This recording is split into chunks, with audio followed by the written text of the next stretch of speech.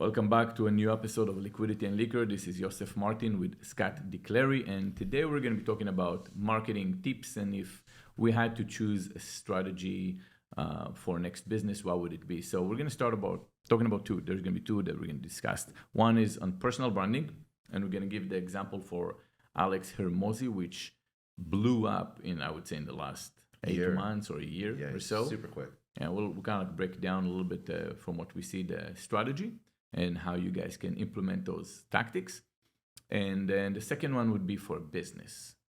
If you have to blow your business up today on social media and go viral, what would be a good strategy to pick from someone else? And we're going to talk about Duolingo. Duolingo, yes. Yeah. Which that would be my take. If I come up with a new business, I would definitely go in their route, and I'll explain why. So you're familiar with Alex, right? Of course, yeah. And by the way, I think he's doing amazing. I like his content, and I feel like the strategy behind the content, and he did break it down in one of his videos on YouTube, was quantity and then improve the quality later, which makes a lot of sense. And thank you for that, because if you think of you going in and throwing in lots of content, you eventually get better and better. You understand what works because you have a data set to kind of like process that and say, okay, those are the winners, kind of like A/B testing. You throw quite a few, and then you kind of like take the ones that win and you double down on that strategies. So, and I think that also what he does very well is there's a few things as well that you have to do to get to that point. By the way, if you don't know who Alex Hermosi is, check him out. He does a lot of short form content where the videos are few minutes, right? It's just a couple minutes. Taking a topic, he'll sit down with his videographer. He's going to get about 150 topics. Go. Few seconds, talk about each one of them. He's actually, you can see on some of his early videos, you can see him reading from like a list of like a paper in front of him, all these different topics, and he'll just talk about them. Yeah. And the videographer edits it. But basically, I think what he does very well, and what he did very well at the beginning, is that he took advantage of the fact that he didn't have to make money off people. Mm-hmm. So what I mean by that is even his first opening line in some of his YouTube videos was, "Hey, my name is Alex Hermosi and I have nothing to sell you." So he didn't. It was a hook. It was a hook. That was the hook. And he did the opposite. He did like a pattern interrupt from what every other business influencer does, which is try and sell you something.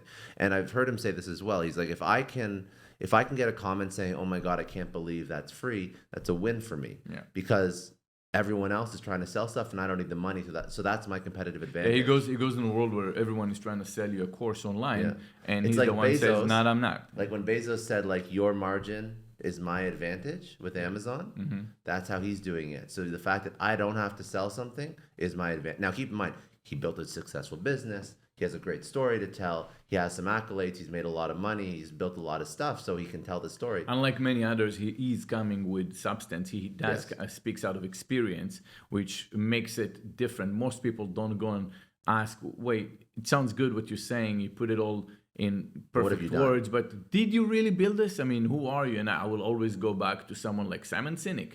Your business was the business of selling a business, which I have respect for that, but that's all your business. So how did you start selling a business? Proposal. With him, it was different. I actually built something, so I have some experience and so on. So then once you have that background, and that's like what kind of the strategy. The strategy is to do cool shit and then to talk about it. Exactly. That's kind of the strategy to be liked and to be successful. It's not that complicated. Well, I guess another thing you want to say it where you don't produce something that takes too long because you're going to get too exhausted. I think one of his tactical ones, it wasn't a strategy as much, it was more of in a tactical level. If you want to create a lot of content quick, you need to go and dumb down the content. Don't use too many editing. Just make it easy to produce. Otherwise, you're going to get tired and throw it into the ether, and then eventually you're going to see the ones that coming up with the winning results, and you can double down on those. And then it's about paying attention to what works. So when you say you have this strategy where you have all these, these 100 ideas, and you're just going through all these ideas, and you have this background so you can speak from experience, then when you start to put this stuff out there, then you start to monetize and optimize. Monetize and optimize, exactly. And that's what he does really, really well. Yeah. Now, the other ones that we have is, what if you're selling insurance? One, if it's a boring business, why real estate, something. And these companies give up. So you talk to an insurance company, a lawyer, they give up on how social do media. You promote the this is you promoting yourself. If you're trying to promote yourself, perfect way to go and learn from him. Next time, maybe we can talk about the Andrew Tate strategy, but Alex Hermosi is a phenomenal strategy. But then about a company, how do you promote a company? And if I had to pick on a new strategy for a company, for BoxyCharm, I had something that worked, but what would work today? We said Duolingo. Duolingo. So Duolingo is just Duolingo. If you haven't checked Duolingo, go on their TikTok, and you'll understand why they have 6 million followers, and they go viral almost on every. It's a language app. It is a language app that teaches you a new language, and that's it. That's it's supposed to be a boring business. Yeah. And what they're doing over there is creating the awareness. They're more focused on the awareness that's related to what they're doing in a way, but it's kind of like memes. Yeah. With figurines that have, well, what was that figurine? It's a big owl. A big green owl. But they have different figurines that are related to video games. So it goes into a young generation on TikTok with very specific colors that gives you emotions. It's kind of like a pastel colors that they have. Mm-hmm. Captures your eyes, right? Think of a feed where you scroll down the feed.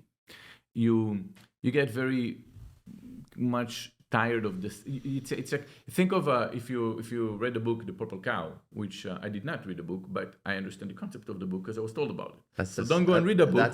All you're gonna need to know is it was about a person that drove down, I think it was Scotland, and there are a bunch of cows over there, and what he said was all the cows look the same. In marketing, if all your billboards look the same, that was pre-internet, how can you stand out? Well, what if I had a purple cow? So out of 1,000 cows that you drive and see cows that are black and white, suddenly one's going to be purple, it's going to stand out. That stands out visually, right? It stimulates you because it moves in a certain way. And then they have. You know who wrote that book, right? So Seth Godin wrote that book. Okay. And Seth Godin he always wears funky colored glasses. So Seth Godin is like a marketing, pre Gary Vee. Yes. He was like Gary Vee, what Gary Vee looked up to. Yeah. He was like an executive at Yahoo, and he always wears these yellow or these purple glasses, and he has a look that he always shows up with this look, and that's his purple cow. Yeah. And so it's the same thing. What they did over there, they took a figurine. Yeah. That would go out there, and every time that would be if you see that, you see already the brand. That is what you're gonna. In your mind, it's going to be new, it's going to be authentic, it's going to be fun, it's going to be but it goes viral because it has all the elements for virality content. Yeah, they do all the right things. So they focus on the right trends and the right songs, and absolutely, and they jump on the things that set. Say everyone does that already, right? You know to take the right sounds, you know to get all that. But then what can still, because so many people are already doing that, you're still not a purple cow for that. No. You have to go. They came up with a figurine, and guess what? I'm surprised not too many companies did the same. If you have already a logo, you know why? Because companies are scared. Companies are scared because of the reputation. If you go the extra mile and you do something a little bit different, even though it seems simple, like what's hard about it? You designed a mascot and you put one of your marketing 100%. Team in the mascot, and that's all it is. Yeah. Any company in the world can do that. Any bank, any insurance company, any real estate brokerage can go get a mascot. There's also the fear where you say, well, they already own that. Why would they do the same? Well, I mean, do it first. Let them complain about it because now you're in the news for that. You're in the discussion regardless. Yeah. They figure out something else a little bit different. It doesn't have to be the same. Maybe you can do something in your walls. But the point is they're doing it in your office too. Yeah. And I'll tell you, when I look at great companies that have great marketing, it doesn't have to be something that you haven't seen. I would say great companies didn't come necessarily just because of marketing. Some did. So if you look at Fashion Nova, you know what?